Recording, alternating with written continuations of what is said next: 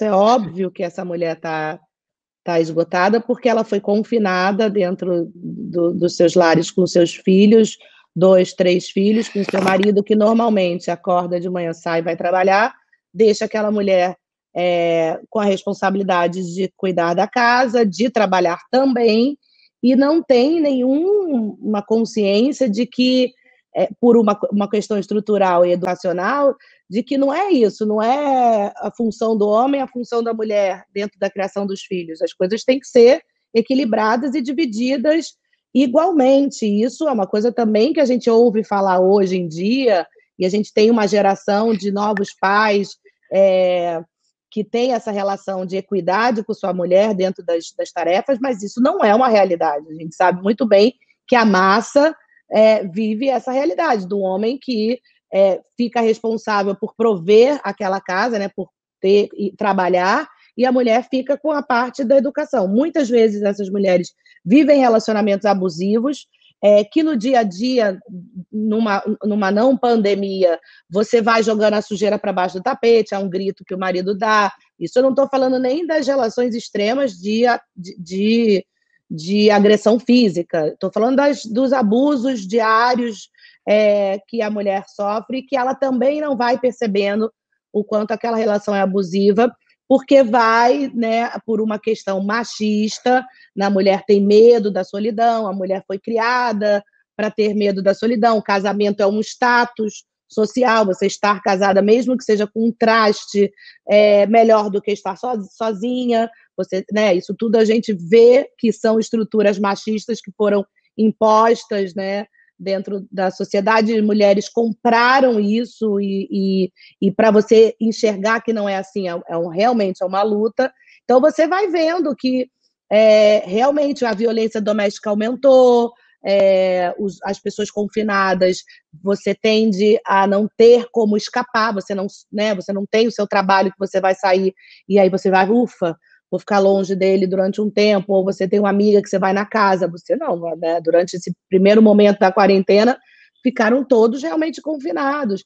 E definitivamente, sem o apoio, sem essa discussão, sem que ela possa ligar a televisão e veja alguém falando para ela que aquilo está errado, que aquilo que ela está vivendo é um abuso e ela não sabe, se ela não tiver o exemplo, né, se ela não conseguir enxergar em lugar nenhum na sociedade, numa mãe, numa irmã, uma saída, ela não vai sair daquela relação, ela vai viver aquilo provavelmente até a morte, seja morte morrida ou morte matada, porque esses homens, eles são de uma violência atroz, desde a violência psicológica, desses abusos, desses pequenos abusos, de muitas vezes, quantas amigas, eu mesma já vivi isso, relacionamento, quando eu via, estava eu triste, porque o parceiro, o marido, criticava a minha risada, criticava a minha roupa, minha postura, e aí você vai para querer, né? Você com medo, a gente tem esse medo da solidão, e a solidão da mulher preta, como ela falou, vai piorando, porque aí as camadas, eu adorei porque ela falou dessas opressões como um cimento, né? Eu sempre usei o exemplo da cebola, né? E aí você vai tirando essas camadas, e aí a gente ainda não sabe o que tem nesse centro da cebola, mas é algo muito melhor do que tudo isso que a gente vive. Por isso que aquela máxima que a gente vivia até muitos anos atrás, de que briga de marido e mulher ninguém mete a colher, eu me lembro muito disso, assim, de morar num prédio, de um casal brigar, e minha mãe fala, não, é melhor não se meter, porque, né?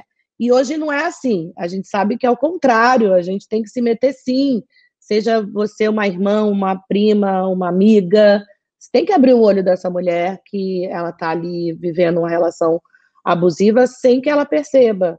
E a gente não precisa deixar chegar a vias de fato, chegar a violência para configurar a violência. A violência ela é muito antes da agressão física, né? A agressão psicológica, verbal, você tirar a autoestima dessa mulher, você ir minando a autoestima dessa mulher diariamente, você não apoiando ela como mãe, é tudo uma grande catástrofe que a gente vive na sociedade.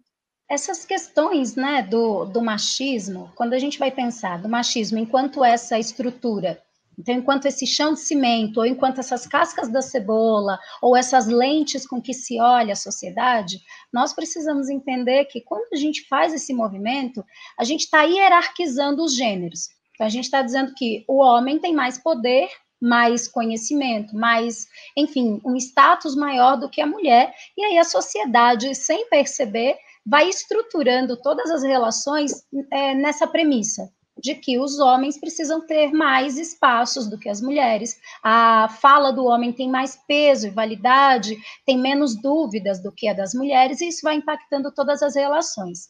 Quando nós pensamos em violências, por exemplo, a gente pensa que violência sexual está muito no nosso imaginário, achar que violência sexual se resume à questão do estupro, e é o estupro com o desconhecido. Eu estou andando na rua, um desconhecido me arrasta por um beco e faz aí a penetração pênis-vulva, pênis-vagina, e aí isso é estupro.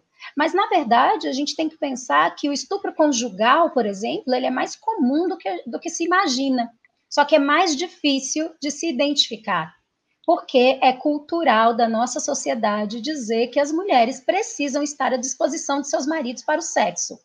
Então, imagine uma mulher chegar numa delegacia dizendo: eu fui vítima de estupro. Tá, como aconteceu? Bom, eu estava na cama, meu marido chegou em casa, falou que ia transar comigo e aí ele me estuprou. É muito difícil esse relato ter um acolhimento em alguns espaços, né? A gente tem avançado bastante com as delegacias da mulher, a gente precisa avançar mais no que diz respeito ao julgamento com relação às mulheres, ao acolhimento das denúncias. Então, a gente tem uma longa caminhada, mas a gente precisa caminhar muito mais para acolher e sensibilizar as mulheres para que nós todas, né, nós mulheres, entendamos que nós temos papel, sim, na autoproteção e na proteção das nossas, na proteção de outras mulheres. Então, o estupro conjugal ou o estupro que ocorre com as profissionais do sexo, por exemplo. Então, às vezes, uma mulher profissional do sexo, ela é estuprada e como é que ela recebe o acolhimento? Mas calma, esse não é seu trabalho? Então, como assim você foi estuprada? Então, o estupro das mulheres em situação de prostituição, por exemplo, ou o estupro de mulheres dentro do casamento, são duas grandes questões para pensarmos, porque aí há uma culpabilização dessa mulher e ela vai introjetando essa culpabilização a ponto de chegar no momento que não precisa mais ninguém culpá-la, porque ela já introjetou isso, ela mesma faz esse trabalho. Então, a autoculpabilização. Bom, mas eu também não disse não, mas eu disse não e depois eu fiquei quieta. Das mulheres que eu atendo e atendi nesse percurso aí enquanto psicóloga, boa parte delas, ouso dizer, 99% das mulheres atendidas traziam uma narrativa de sofrimento em decorrência do machismo. Então, me sentir louca porque é o meu papel, estar disponível para o sexo para o meu marido, me sentir feia porque o meu marido, não tendo sexo comigo, foi buscar sexo com outras mulheres, ou de me sentir culpada porque eu não fiz a comida do jeito que deveria ter sido feita, eu não me cuido mais como eu me cuidava antes. E com essa questão do isolamento social, muitas mulheres vivenciam uma questão muito delicada que eu estou em isolamento com o agressor. Então, enquanto todo mundo está me dizendo a casa é um lugar seguro, fique em casa, a casa é esse ambiente que você tem que estar protegida, muitas mulheres não estão nesse ambiente. Estão num ambiente em que o agressor está ali o tempo inteiro. Casas grandes ou casas pequenas, ele está lá. Como romper com isso? Acho que quando a Preta fala da amiga, do papel da amiga, do papel da família, do papel de outras mulheres, ela está falando algo sobre rede de apoio. Nós, mulheres, precisamos de uma rede de apoio. Uma rede de apoio, uma rede de cuidado, uma rede de proteção. Para quem eu ligo quando isso acontece comigo? Com quem eu desabafo? Qual é o sinal que eu combinei com a minha amiga? Será que... E eu acho que isso é interessante a gente pensar, né? Muitas mulheres têm pensado sobre rede de apoio nesse momento de isolamento. E aí fica uma reflexão que quantos homens precisam pensar nessa mesma rede de apoio durante o isolamento? Olha, se a minha esposa me agredir, eu vou fazer um sinal assim para você durante a nossa reunião. Não sei se existe esse homem, porque não o conhecia ainda. Não posso dizer não existe, mas posso dizer que nunca entrei em contato com um homem, nunca tive contato com um homem que precisou criar toda uma rede de apoio por medo de ser agredido pela esposa ou pela namorada. Então, nós precisamos assumir que isso acontece com meninas e mulheres, com meninas e mulheres. Não precisa ser mulher para ser violentada pela estrutura machista. Nós precisamos ser reconhecidas como o feminino nessa sociedade, né? Então, quando uma criança, por exemplo, é violentada sexualmente, dando esse exemplo, quando uma criança é violentada sexualmente, também passa por essa revitimização, né? Mas ela quis, ela não quis, ela ficou sendo violentada há tanto tempo e nunca contou isso para ninguém, e a gente vai negando direitos, vai fragilizando a saúde mental e vai introduzindo na vítima o lugar de culpada. Então, a pior expressão de fragilização da saúde mental é quando a vítima se sente culpada pela violência que ela sofreu, né? Vergonha quem tem que ter é o agressor. Responsabilização tem que ser para quem agrediu, não para quem foi agredida.